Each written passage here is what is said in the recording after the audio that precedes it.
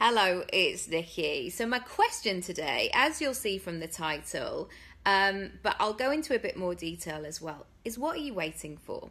And this is not coming from a judgmental, what are you waiting for type place. There's no judgment, there's no shame, there's no intervention here.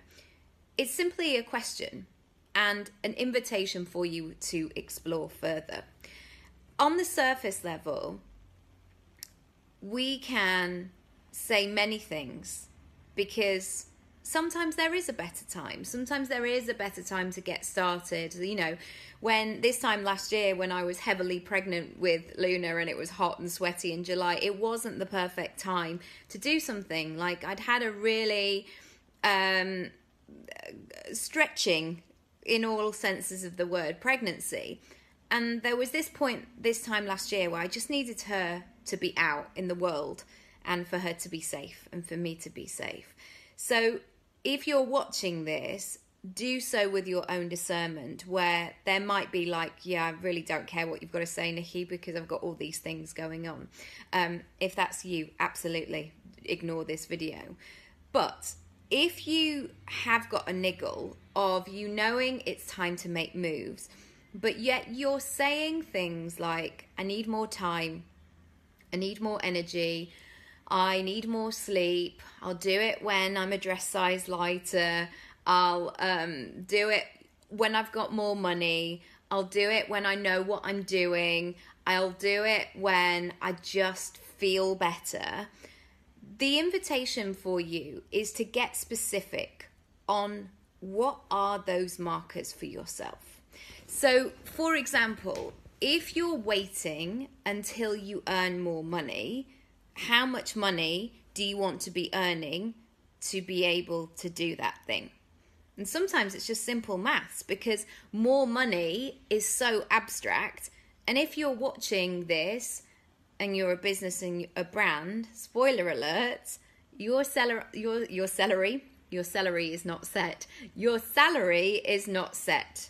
So you can make that money. You have skills, talents, experience, expertise, things you can sell. You can make that money. You just sometimes have to get specific about what that looks like. But also, on the flip side, as always with me, I know making moves and moving outside of your comfort zone is scary. And it brings all kinds of vulnerabilities, because it's sometimes a arena that we don't know. It's something outside of ourselves that's going to challenge us, that's going to maybe put us in an uncomfortable situation. And it can therefore be easier to say the same. And I know when I'm in this situation, that's when I notice I start to layer things. I start to tell myself, I don't really want the thing, or it is too hard, I can't possibly do that. And often from a strategic or a time situation, it is totally possible. But it's a mindset thing, because there's something in me that if I say, yes, I'm going to go all in, I'm going to be vulnerable. And I'm going to open up parts of myself that maybe I don't want to. And that can be scary. And I remember when I moved to London 20 years ago, and I knew I wanted to go to drama school from being about 4. I was that precocious kid. So that's what I'm going to do, Mum. That's the plan. My mum and dad thinking, blimey, who is this? Who is this child? Where's she come from? How does she know what she's doing career-wise? But I knew that was the step. There was something in me. There was some intuition or instinct or something in me. But when I came from a small town to London, to the big lights, the big city, however you want to talk about it, it was a vulnerable position to put myself in. I think the excitement outweighed that fear. But if I look back now, I'd never met an actor before, and I had never met anybody who made money from it. I didn't know anybody. I didn't know anybody in the industry. We didn't have the internet really. The information wasn't accessible. So all I had really was that trust. And that sense of just putting one foot in front of the other. And it was massively out of my comfort zone. It was away from everything I'd ever known. And very quickly, it was interesting, especially as I started to make progress. Especially, you know, when I graduated and I left 5 months early because I got a job. So 2 jobs back to back. So I left and I got spotted at a showcase and all of that stuff. And it was really great. But very quickly what started to happen was people used to tell me like, oh yeah, so-and-so's my friend's daughter's auntie, she could have totally done that as well. Like, yeah, she's always had a good voice. Or she could have done this, or she could have done that.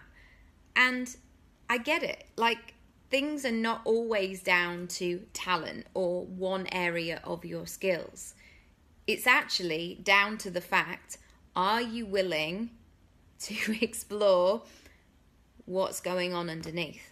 Are you willing to face all of those things in the mix and do it anyway? Because even though people would just say like success, they've got money, they've got a flash car, they've got all these things, there are always 2 sides of the coin.